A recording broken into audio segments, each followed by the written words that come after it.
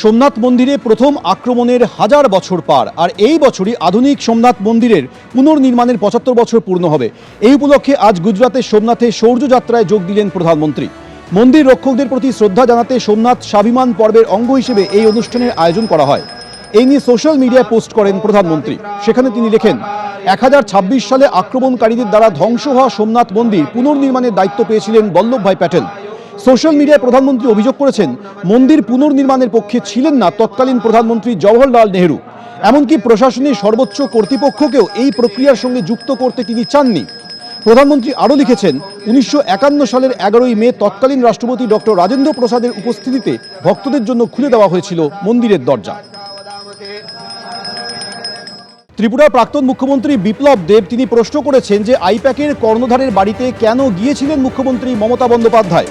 বহিরাগত প্রতীক জৈনের জন্য গোটা প্রশাসনকে তিনি কাজে লাগিয়েছেন। 26-এ এর পরিণাম পাবেন।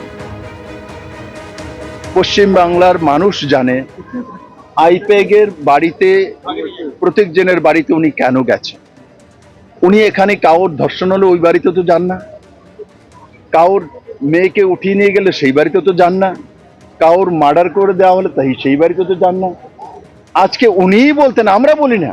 বিপ্লব দেবের সঙ্গে যদি একজন সুরেশ জৈনকে উনি দেখে নেন, ও বিপ্লব দেব বাইরের লোক নিয়ে এসছে বাংলাতে। উনি যখন বাইরের লোকেদের জন্য পশ্চিম বাংলার পুলিশ প্রশাসনকে লাগিয়ে দিয়েছেন, তখন উনার বেলায় আরোপ নীতি চলে আসবে। বাংলার মানুষ দেখছে, জিজ্ঞাসা করবে ওনাকে, প্রশ্ন করবে, আর তার পরিণাম 26-এ নির্বাচন উনি পাবেন। তৃণমূলের সোশ্যাল মিডিয়া সেলের ইনচার্জ দেবাংশু ভট্টাচার্য রয়েছেন আমাদের সঙ্গে এই মুহূর্তে টেলিফোনে। দেবাংশু, আপনি শুনলেন বিপ্লব দেবের মন্তব্য, কি বলবেন? দেখুন, প্রথম কথা হচ্ছে মমতা বন্দ্যোপাধ্যায় কেন গেছিলেন প্রতীক জৈনের বাড়িতে, তার এই প্রশ্নের উত্তরের আগে আরেকটা প্রশ্ন আমাদের জানা দরকার। সেটা হচ্ছে, যে জিনিসগুলো মমতা বন্দ্যোপাধ্যায় আনতে গেছিলেন সেগুলোর ওনারকে, মালিককে, সেগুলোর মালিক তৃণমূল কংগ্রেস যদি হয়ে থাকে, তাহলে একজন ব্যক্তির বাড়িতে ধরুন রেড হচ্ছে, তার বাড়িতে আমার কিছু ডকুমেন্ট রয়েছে, সেই ব্যক্তির সাথে সম্পর্কিত মামলা হতে পারে।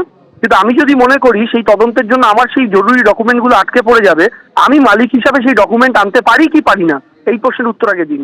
আর এই প্রশ্ন কে করছেন? সেই বিপ্লব দেব, যাকে ভারতীয় জনতা পার্টি অপদার্থ মুখ্যমন্ত্রী হওয়ার জন্য মুখ্যমন্ত্রিত্ব থেকে সরিয়ে দিয়েছে। যিনি মুখ্যমন্ত্রী থেকে সরে যান, তার নিজের দল তাকে সরিয়ে দেয়, সরে গিয়ে সামান্য সাংসদ করে তারপরে ললিপপ ধরান, তিনি পশ্চিমবঙ্গে এসছেন। উনি তো বিজেপির দ্বারাই রিজেক্টেড প্রোডাক্ট। তো বিজেপি রিজেক্টেড প্রোডাক্ট পশ্চিমবঙ্গে এসছেন নতুন মুখ্যমন্ত্রী বানানোর জন্য, যিনি কিনা নিজেই মুখ্যমন্ত্রী থাকতে পারেননি তার রাজ্যে। ফলে এই সমস্ত লোকেদের কথার কি উত্তর দেবো? আইপ্যাক কাণ্ডে সংঘাত একেবারে সপ্তমে উঠেছে। কুণাল ঘোষ একটি চ্যাটের ছবি প্রকাশ করে তিনি ষড়যন্ত্র ইঙ্গিত করেছিলেন, আর এবার শুভেন্দু অধিকারী বিস্ফোরক পোস্ট করলেন। ইডি তল্লাশি চলাকালীন কারা ছিলেন মুখ্যমন্ত্রীর সঙ্গে সেই তালিকা প্রকাশ করেছেন শুভেন্দু অধিকারী। পুলিশ অফিসারদের নাম দিয়ে তালিকা প্রকাশ করেছেন তিনি লিখছেন, মুখ্যমন্ত্রীর সঙ্গে ছিলেন ডিসি-এসডি প্রিয়ব্রত রায়, ডিসি-এসবি শান্তনু সিনহা বিশ্বাস, শেক্সপিয়ার সরণি থানার ওসি অয়ন ভৌমিক, ইন্সপেক্টর বিজিতাশ্ব রাউত। মুখ্যমন্ত্রীর সঙ্গে ছিলেন এসআই রাহুল আমিন, এসআই সুদীপ্ত বন্দ্যোপাধ্যায়। এছাড়াও ছিলেন এসআই লীনা ভট্টাচার্য, এএসআই মৃত্যুঞ্জয় রায়, সৈকত বিশ্বাস, মহাদেব কবিরাজ, সৌমেন বিশ্বাস। সেই সঙ্গে তিনি অভিযোগ করছেন, পুলিশ অফিসারদের গ্যাং নিয়ে চড়াও হয়েছিলেন মুখ্যমন্ত্রী। পুলিশ ওয়েলফেয়ার কমিটির লোকেরাও ছিলেন। আইপ্যাকে ইডি তল্লাশি চলাকালীন নথি লুট হয়েছে। অবিলম্বে এই পুলিশ অফিসারদের সাসপেন্ড এবং বরখাস্ত করা হোক। মমতা বন্দ্যোপাধ্যায়ের গুন্ডা বাহিনীতে পরিণত হয়েছে পুলিশ, পোস্টে অভিযোগ করেছেন শুভেন্দু অধিকারী।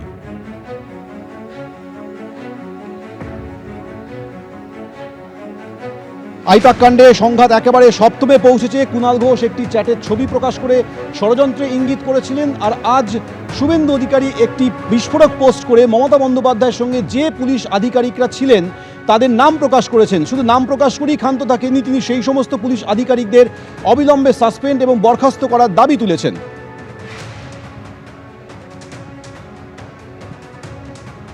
এই মুহূর্তে আমাদের সঙ্গে রয়েছেন জয়প্রকাশ মজুমদার। জয়প্রকাশ বাবু, শুভেন্দু অধিকারী একটি বিস্ফোরক পোস্ট করে বলছেন যে মমতা বন্দ্যোপাধ্যায়ের সঙ্গে যে পুলিশ আধিকারিকরা সেদিন ছিলেন তাদের নামের তালিকা প্রকাশ করেছেন, দাবি করছেন যে এই পুলিশ আধিকারিকদের অবিলম্বে সাসপেন্ড করা হোক, বরখাস্ত করা হোক। মমতা বন্দ্যোপাধ্যায় সেদিন এই পুলিশ আধিকারিকদের নিয়ে চড়াও হয়েছিলেন, গুন্ডা বাহিনীতে পরিণত হয়েছে এই পুলিশ।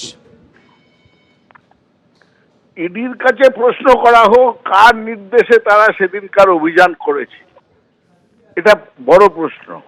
শুভেন্দু অধিকারীর এইসব প্রশ্নের কেউ জবাব দেবে না।